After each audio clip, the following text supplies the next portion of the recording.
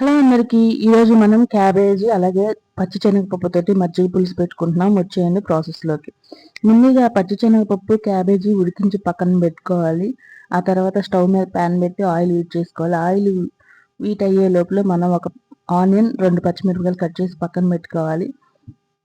తాలింపు కోసం మనం 2 ఎండుమిరపకాయలు కొంచెం తాలింపు గింజలు తీసుకొని లైట్గా జీలకర్ర యాడ్ చేసుకోవాలి. ఆ తర్వాత చిటికెడంత పసుపు, చిటికెడంత ఇంగువ వేసుకొని మనం కట్ చేసి పెట్టుకున్న క్యాబేజ్ అలాగే ఆనియన్, గ్రీన్ చిల్లీ కూడా వేసుకొని పచ్చివాసన పోయే వరకు కొంచెం లైట్గా ఫ్రై చేసుకోవాలి. ఎక్కువగా ఫ్రై అవ్వకూడదు. కరివేపాకు, కొత్తిమీర నాకు అవైలబుల్గా లేదు, మీరు వేసుకోండి, టేస్ట్ చాలా బాగుంటుంది. ఆ తర్వాత ఒక 1/2 లీటర్ పెరుగు తీసుకొని మజ్జిగ కవ్వంతో కానీ లేదా మిక్సీ జార్లో కానీ వేసి ఒక తిప్పు తిప్పండి. తర్వాత సరిపడినంత ఉప్పు వేసుకొని ఇది మొత్తం చల్లారిన తర్వాత మజ్జిగ పోసుకోవాలి. ఇది మజ్జిగ పులుసు కాబట్టి. అంటే మజ్జిగ పులుసు రెడీ అయిపోయింది. మటన్ కర్రీ రెసిపీ వీడియోలో అప్లోడ్ చేశానండి, ఒకసారి చెక్ చేయండి. వీడియో నచ్చితే లైక్ చేయండి.